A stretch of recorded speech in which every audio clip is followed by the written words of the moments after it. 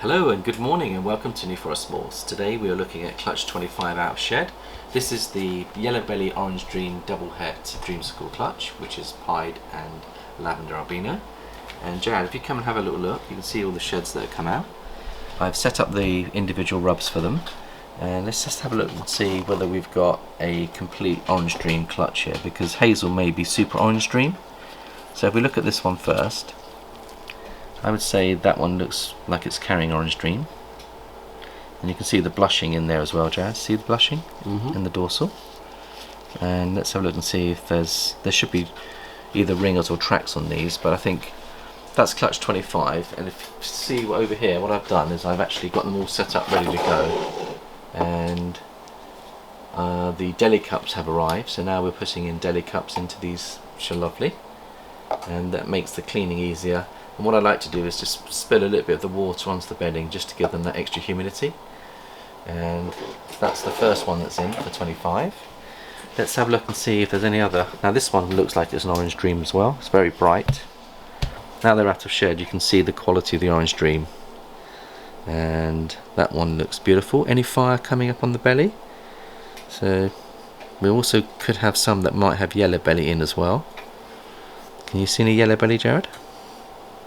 See the tracks, are beautiful tracks. I don't see the pixelated patterns at the bottom. No, so that one might be another Orange Dream double het dreamsicle. Let's put that one in here. Just give it a little bit more water, and then in she goes. Beautiful animals, Jared. So we've got 6 to set up here, and then the next one we're going to show you is, let's have a little look. This one here, again, looks Orange Dream to me. Look at that for an Orange Dream, Jared. See that beautiful colour there? And see how they merge. I think that's the influence of the pied genetic. When you get a het pied, the alien heads merge more, and I think the Orange Dream brightens up that pattern as well. But you can see the orange in it as well. Has it got any flames coming up? So it might have yellow belly as well. I don't think it has got flames, this one. Can you see any flames, Jared? No. And there's some blushing there. And then look at the head stamp. You can see the orange impact on the head stamp as well. Beautiful animal, Jared. Absolutely beautiful. So these have all got the potential to produce some lovely Orange Dream, Yellow Belly dreamsicles, which are stunning, Jared. And it'll be lovely to build these up. If we get a male, we can plug one into the dreamsicle girl and produce a much quicker way of getting what we are looking for, is to actually plug one of the boys into one of the girls. Would be an option. There's a yellow belly. So you think that one's got yellow belly? Yeah. Have a look at Why would you say yellow belly, Jared? If you flip it upside down. See that? So with the yellow belly, you've got the yellow running on the belly. It overlaps into the belly. That's why they call them yellow belly. But you also get flames coming up. And I think this is also Orange Dream as well. So this is probably, you know, the all gene animal here. Orange Dream, Yellow Belly, double het dreamsicle. And you can see the head marking again, orange dot for the Orange Dream. And you can see all the alien heads again. The crazy shapes. Look at that, crazy shapes. So wonderful. Some of these will become available. So let's just put that in there, 25. Alright, and moving on up, we've got this one here which is not quite out of shed yet, so we'll make sure when we set this one up we'll give that extra water, but you can still see the Orange Dream coming through the shed. That's my favourite one. And does it have a ringer? It has a ringer as well. If you hold it more flat. Like that? Yeah. Actually on this side, Jared, is where you see the ringer big time. So there's one there, and there's also one at the back as well. A double set of ringers. Oh yeah, double set of ringers. Really cool patterns on it. Yeah. So the big question is, does it carry yellow belly as well as Orange Dream? What's your thoughts on that, Jared? It's wacky patterns. I don't think it does. This might be an Orange Dream. I can't see any flames coming up. Or can I? I don't think so. No, I think it's the influence of the pied. So, another Orange Dream. So far I can't see now any non-Orange Dreams, Jared, is what I'm saying. And we'll pour some water in the bedding as well, just to give that extra shedding opportunities. And Jared, if you can just bring me some water, I'll just top up the water. That's lovely. We'll top that one up there. Yeah, the deli cups are really helpful. And then we've got 2 more left, and again, very bright snakes, and I do believe these ones are shed out. This one's got another ringer. Another ringer on it. Let's have a little look. Yeah, there's your ringer. And you can see the brightness in there, so I think that one's carrying Orange Dream as well, Jared. Any yellow belly fire coming up? Only yellow belly on the tummy. I think that has got yellow belly. See the yellow belly? There it is. Yeah. So this is an Orange Dream yellow belly, we believe. And you can see the brightness of the colours. You see the yellows and the oranges all mixing nicely together. So a stunning animal. So we've got 1, 2, 3. Just trying to see. Put that one in there. And then we've got 1 more slot, which I think will be. See where my slots are. Is it the middle one I've missed? Yeah, it's the there's one at the back. Is it at the back? Oh, we could end up putting 2 in there. Oh, it's hiding in the This one's back. definitely got the 2 in it. Oh, okay, no. Oh, maybe it's this top corner one. And 1, 2. Did we get 7? 3,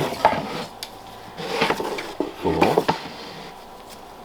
5, 6. I think we must have 7, Jared. You stick it here. So what we can do, Jared, is we can actually move. I've got a spare one here. So if we move the 23 into here, 26 into there, remind me to put a 25 on there. We've obviously got 7 snakes. I thought we only had 6. Oh, 7 good eggs. There you go. Yeah. So we didn't. So it's just my fault for thinking I had 6. So we do have 7 of these. Now this is beautiful as well, Jared. Just look at that. I think. Look at the colours. That reminds me of the mother, in terms of the yellow belly and Orange Dream working together.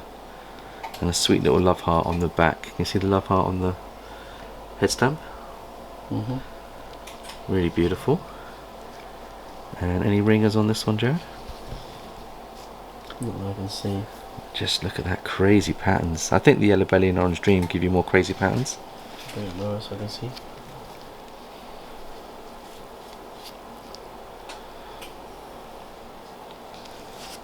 There you go. There's a really good example of the yellow belly.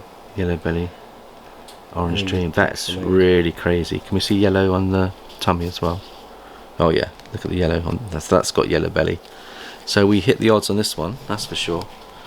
And some really beautiful animals. Now I've got to try and remember which one it was. It's the black one, isn't it? So that's those all set up beautifully. And we'll put 25 on there, Jared. In fact, why don't I do this for now until we make up the label? Move the 25 on there. So what we're doing is we're numbering up all our clutches, and then we're going to identify them properly, and then we're going to sex them, and then we're going to do the photography after 5 or 6 meals. So talking of meals, you can see over here Jared's got the we've got 120 babies to feed. So what we've decided to do is do 2 lots of 60 over 2 days. And Jared, you keep them in their packets to keep the flies off them, because flies this time of year can come in and out of the facility, and we don't want them laying eggs on these. And rats this small defrost very fast. Yeah, and so we'll feed them later this afternoon. And as far as the feeding is concerned, a lot of the animals now are strike feeding nicely. Some of them still need assist feeding. And what we're going to do is we're going to work our way up from the bottom, Jared, over here. Come down, I'll just show you what we've got to start working on. When you produce so many babies, the danger is that you kind of focus on your first babies at the cost of the latter stage babies, because you've got a certain amount of time to feed them. And you know, feeding 60 babies, when you assist feed quite a few of those, is quite time consuming. But once they start feeding, they're strike feeding pretty quickly. And then a top tip is to come in 15 minutes before you feed, open up the packet, let the smell of the rat permeate within this area, and then you'll find the snakes come up into their shape. But at the very bottom here, Jared, we've not presented any food to these animals down here, and I wanted to show you what we've got down here, because we've got the bongos that actually it's not the bongo, I think the bongo's at the very bottom, but we've got the bongo het clowns. I think they're at the bottom, Jared. You might have to get down and have a look at me. So let's start maybe there on the third row.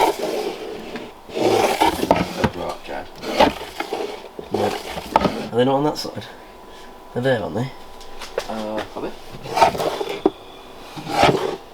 think they're the third row up, Jack. So if you go over here, we have to check the third row here. No, there's definitely no clutch. So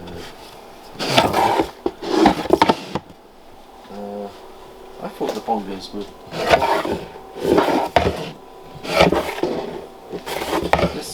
They're somewhere. They're definitely on this side. I mean, I think, is it clutch 20 maybe? No. No. So I think from memory, you sure it's not, have you opened the bottom one? Yeah, they're not on the bottom. Just have a look. I think we did have. They're in there somewhere. But we've got to, besides having numbers on here, the other thing is make up labels for each number so that when we actually ghost them we know where everything is, so it's a case of getting organised here. But when you've got quite a big collection, it's not easy to keep on top of everything. So what we'll do, Chad, is we'll have a session in here. You've named Achilles. This one here you've named is the beautiful pied that is double het for lavender and clown, and we're trying Pastel. And pastel as well, so we're trying to get a meal onto him. And also we've got the Xantix clutch, Jared, which I think are clutch 16, is it? So here we go. So if you look carefully down here, we've got pastel pies that have got Xantix in as well. This one's had a couple of meals. We'll just bring him out and show you how he's doing. So that's a pastel pied that's 100% het for VPI Xantix. He's had 2 meals, and you can see as they start feeding, they start to get a little bit chunky. And Jared, you've also said that you've gone for a slightly bigger prey item. What are you actually feeding these guys?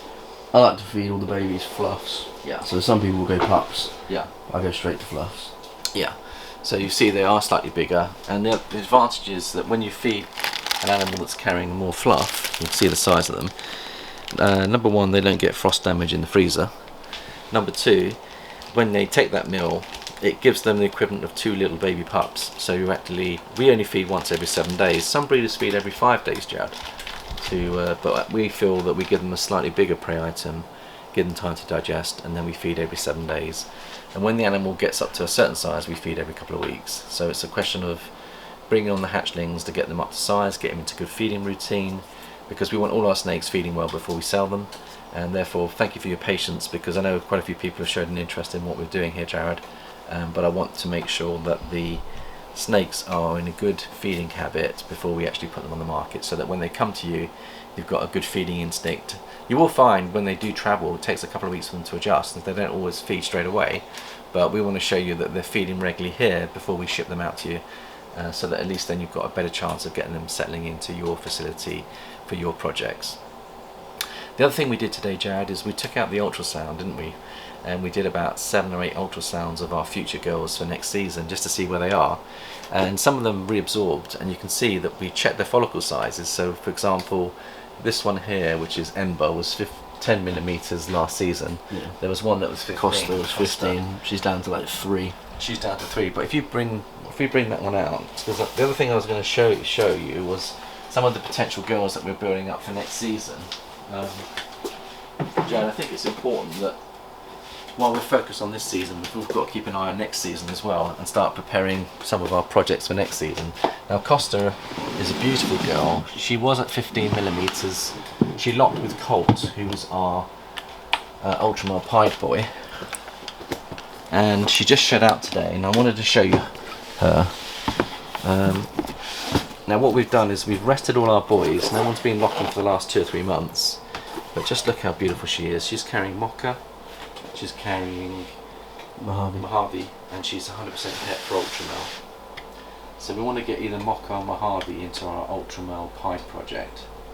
And I'll just bring out Colt as well to show you the impact of putting these two together. He's doing really well. He's putting on some good size, Jared. He's eating a meal once every 2 weeks. So combination of those two, and we'll get him stimulated now.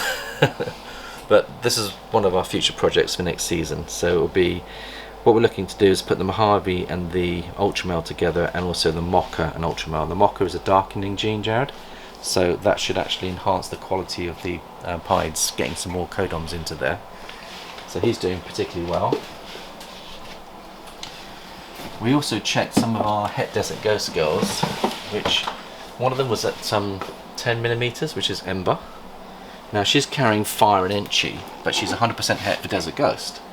And what we were planning to do is to put in a Desert Ghost boy into her, visual, to produce some visual Desert Ghosts that are going to have Fire and Enchi in. But also, if we do the Desert Ghost Pied boy, they'll also be 100% Het for Pied. And that's one of the projects. And then we'll just see how she's doing.